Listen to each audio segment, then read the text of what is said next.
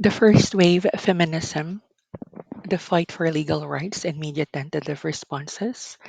The first wave feminism emerging in the late 19th century focused largely on tangible legal changes such as women's suffrage and property rights. This movement unfolded against a backdraft of rigid Victorian gender norms that defined femininity in terms of domesticity and moral purity. In media, women were overwhelmingly portrayed with these narrow roles confirmed to supportive or nurturing identities. We're fighting for our rights militantly. Never you fear. If I may have a The word with first you, wave of child, feminism emerged in the late from the 19th and shadows early I 20th am century, living primarily in treasure. Western So societies. Its means of focus was securing legal rights for women, particularly in the realm of property ownership and suffrage. As its course, first wave feminism sought to challenge the societal norms dictating proper behavior and legal structures that relegated the women to inferior positions.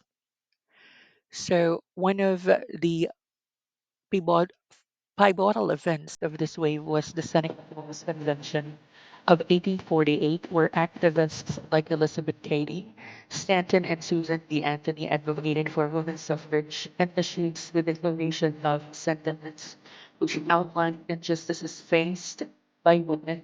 The movement gained momentum over the subsequent decades, leading significant milestones, such as the passage of the 19th Amendment in the United States, granting women the right to vote in 1990. It shows on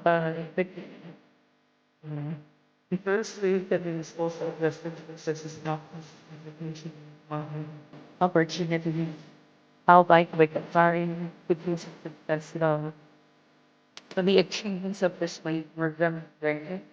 It was legacy, but it was not really focused on the concerns of white middle class women, often sidelining struggles of marginalized communities. Here is the examples. Mary Poppins in 1964 present a no one's example with character Mr. and Mrs. Winfred Banks. All right, a wife and a mother who supports the suffragette movement. While her activism is portrayed in somewhat light-hearted manner, it represents the early stirrings of public acknowledgement that women might have the role You're and dead. aspirations beyond the household. I may be dead, but Mr. I'm still Banks, pretty. in Academic Insights Which portrayal, is more than I highlights the can say for tensions you. of You the were era, a destined to push for die. It was rights written. just opposed What to can her I say? traditional I constraints. flunked the written. Even as a woman began asserting You have a fruit themselves in the punch now. public sphere, media What? representation subtly diminished these No efforts by weapon embedding forged them could within stop me. familiar, That was then. domesticated identities. This Scholars is now. such as Nancy Todd have argued that this period in media reflects a cautious no to changing norms with fully I'm Buffy, embracing women the vampire as slayer, and independent you're? actors. This sets the stage, latter waves pushing far harder against these boundaries. Mr. Banks then Bite came me. the scene as a symbol of the first Yeah? wave legacy, No striving thanks. for visibility and rights against structures that still I'm good. resisted it. The second wave, feminism expounding boundaries and I'm fairly complex certain I female said no characters. interruptions.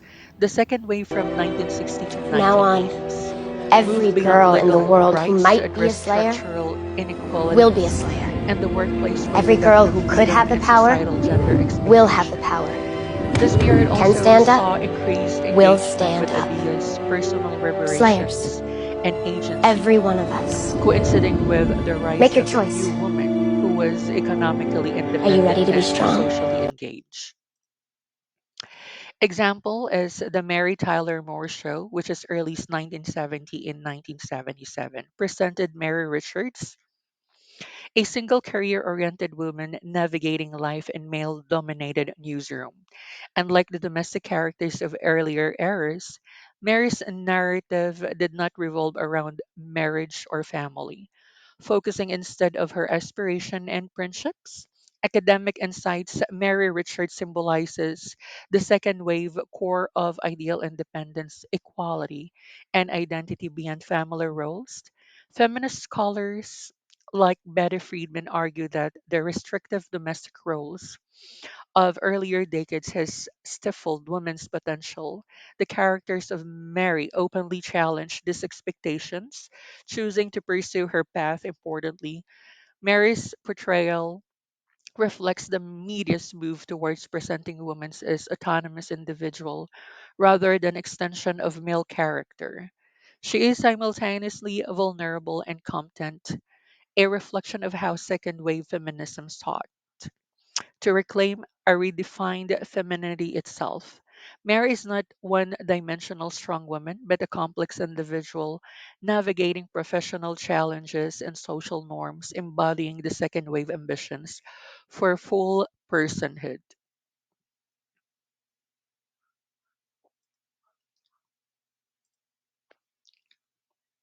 So this is some sample of a video of the Mary Tyler Moore show in 1970, early 1970 and early 1977, presented Mary Richards.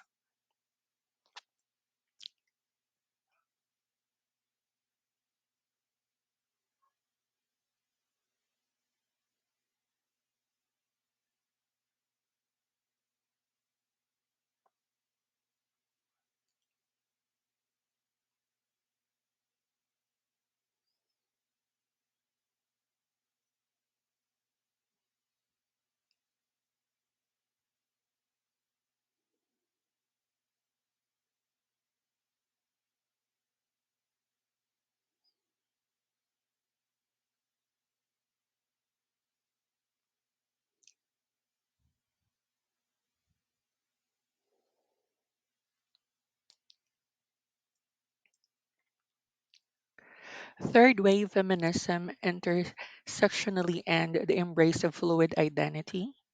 The third wave, spanning the 1990s and early 2000s, reacted to the perceived limitations of the second wave by emphasizing intersectionality, a term coined Kimberly Crenshaw to describe how race, class, sexuality, and gender intersect the shape individual experiences. This wave also encouraged a celebration of diverse gender expression, questioning binary definition of male and female, while exploring empowerment to individuality. This is the four waves of feminism.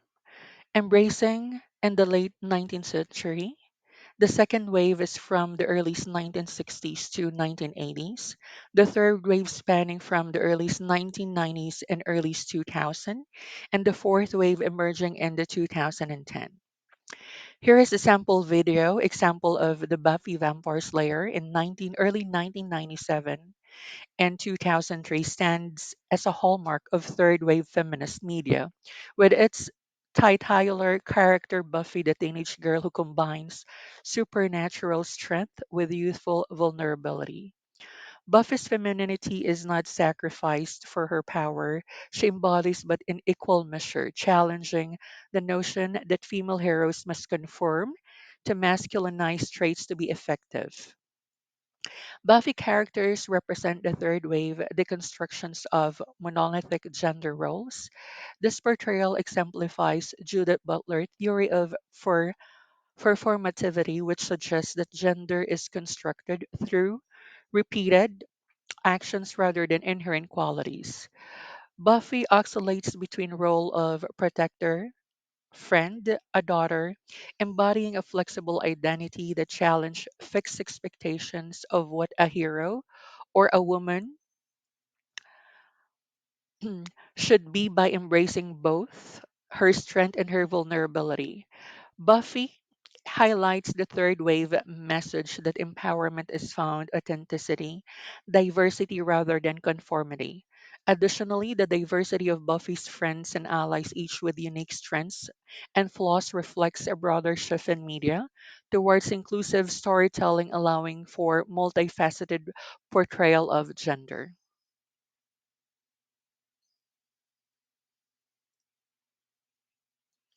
Fourth wave of feminism is digital activism, intersectional justice, and systematic critic. This is the fourth wave emerging in the 2010s is defined by its embrace digital activism, intersectionality, and focus on systematic issues like sexual harassment, body positivity, and representation of marginalized voices. Through social media platforms, activists amplify underrepresented stories and challenge societal structures in ways that previous waves could not, due to these limitations of traditional media.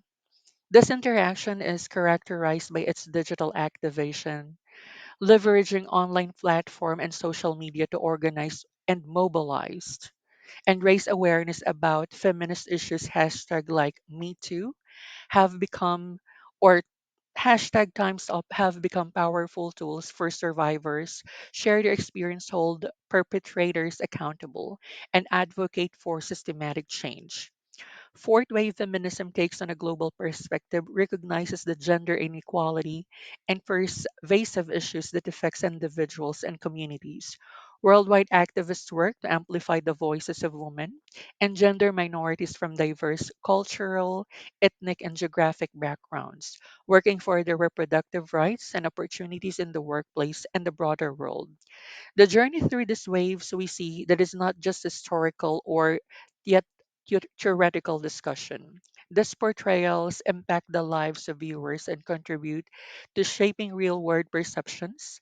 They affect individuals who may, for the first time, see parts of themselves represent on screen or encountered new perspective that reshape their understanding of what possible for women and marginalized genders. In this way, the interaction feminism and media representation become profoundly human journey towards expanding how we see each other and else as ourselves.